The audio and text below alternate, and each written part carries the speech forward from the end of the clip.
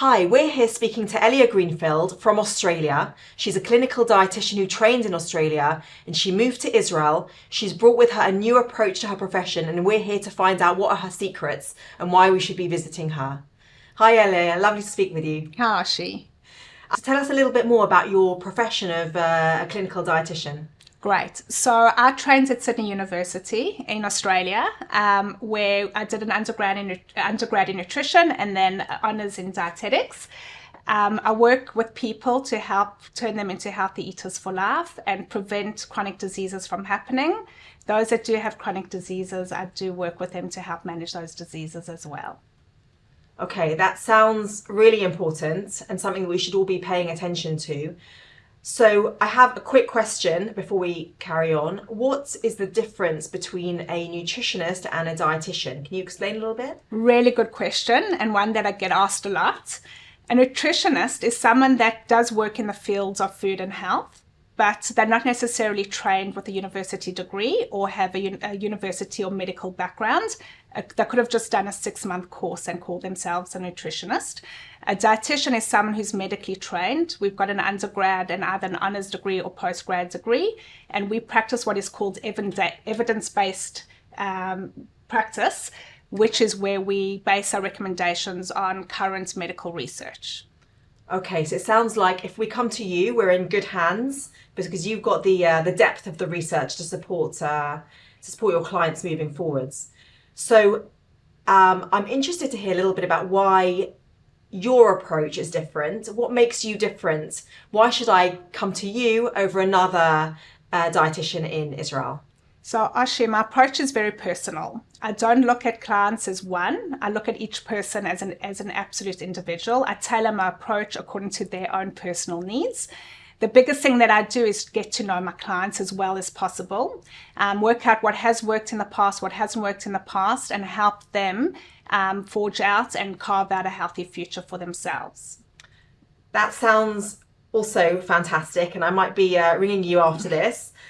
So tell me a little bit about if you focus on any specific areas or if it's just general. Yes, so I'm a general dietitian and I see everything, but there's 2 main areas that really interest me. The one is metabolism. Okay. When we were trained, we were told that calories in equals calories out. Absolutely. And bottom line is, first of all, we don't eat calories, we eat food.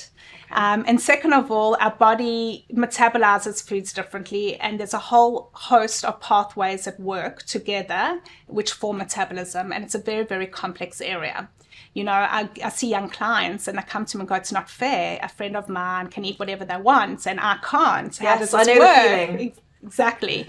And, you know, a lot of it, we say it's genetics, but it's genetics, it's environment, it's what's going on in one's own personal body, it's hormones, it's a gut microbiome, it's a whole gamut and worlds of things. So you can assess the individual and explain to them a little bit about their own metabolism and how it works and what will make it better for them. Correct.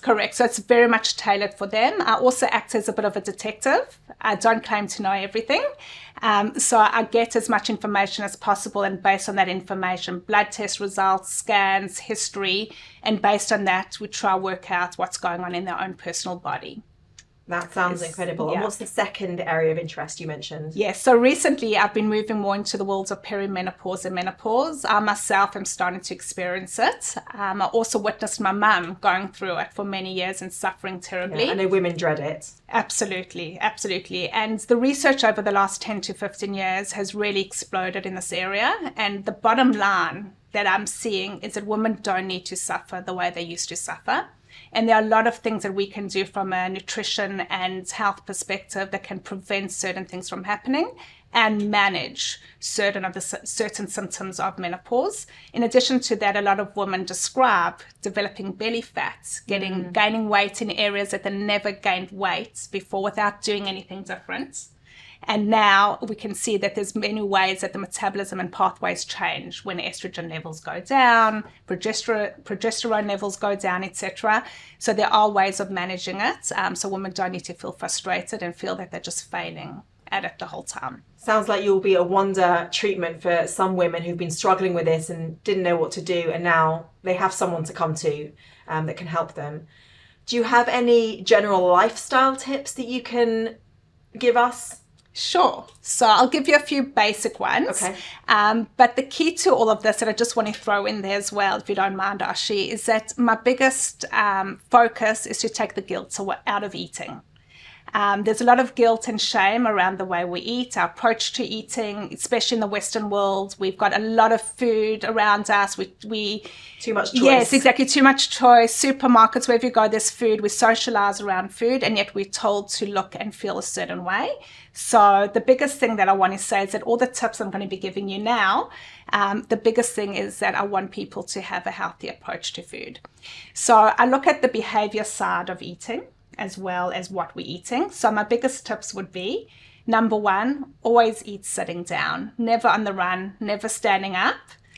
Wow, that's news for some people. Yes. And for those of us and that also are for a busy, hectic world. exactly, Okay. just quickly grabbing. Okay. And then I'll take it one step further, and that is plating it up. So finding a plate or a bowl, sitting down, eating it, and then moving on. The second thing is we often mistake thirst for hunger. A lot of us don't drink enough. So my second tip would be start with a glass of water before each meal. And the third tip, which will be completely left of field because you'll be expecting me to speak about food, is getting enough sleep. Most of us do not get enough sleep. And when we talk about metabolism and our body repairing itself, a lot of it happens in those nighttime hours. We can maybe blame the Netflix programs. Netflix partially. and chill, exactly. Exactly, just watching one more episode, right? So those are my 3 top tips. Okay, thank you. I will certainly look to implement them in my own life. So as a client, if I come to you, what happens? So I would start off with a 5-minute discovery call just to get a bit of a feel to make sure that we are the right match. Because at the end of the day, as much as my approach is very much tailored, we've got to be speaking a similar language. And that is understanding that the approach is not just for, immediate results, but it's looking at the long term. So it's a 5-minute discovery call. Which is so important. I think a lot of people tend to only look at short-term, quick fix results, but you're implementing this for life, which is the right approach. Correct, absolutely. If someone wants to just, fix themselves within a month or 2, I'm definitely not the right person for them. My goal is to help them become healthy eaters for life. So it's about really understanding that. Once we're on the same page, then I would invite the client in for a 60-minute intake session. I call it an intake session because it's not a session where a client will get information yet. It's me gathering information from the client in order to tailor my approach for them. Based on the information gathered, I would then invite them back for a follow-up consultation, and that's when we really roll up our sleeves and start getting to work. And do clients see you once a week, twice a week? For how long do the sessions last? Yes, so it's also, once again, because my approach is very tailored, it's very individual, depends what the person's coming for. If we are looking at long-term lifestyle changes, then initially it will be on a weekly basis in order to really help with the behavior change element as well. Once a client starts feeling more confident and seeing that they've got the self-belief that they know they can achieve things, then we start spreading them out further to every 2 weeks, sometimes once a month, until we get to a point where it's more just of a maintenance approach. One of the biggest areas as well is that we often feel we've got a goal that we need to achieve, and once we've achieved the goal, that's it, we're done, goodbye. Absolutely. Right? But the biggest question then is, how do we maintain that goal? How do we keep it going? We have initial motivation, and then the motivation wanes. Which is where the lifestyle aspect comes in. Correct. And that's why it's important to still have a relationship, that I have a relationship still with my clients going forward, even if it's not as frequent as once a week, once every 2 weeks, to help them manage that over the long term. I know many people would be very grateful to have someone like you helping them with their with these types of issues. So where can they find out more? Sure. So either via the internet, we will have the websites written, and also or via WhatsApp by my phone number. On the web page as well, there is more information on our mission statements, a little bit more information that we haven't covered today, just to get more of a feel for the clinic and who we are. Thank you, Elia. That all sounds so interesting, and your tips sound fantastic because they're for long term rather than for short term. And your metabolism and your premenopausal prevention is also fantastic. So I know a lot of people struggle with that, don't quite understand it. So it's been incredible speaking to you today. Thank you so much for your time. And we look forward to hearing more. It's been an absolute pleasure. Thank you, Ashi.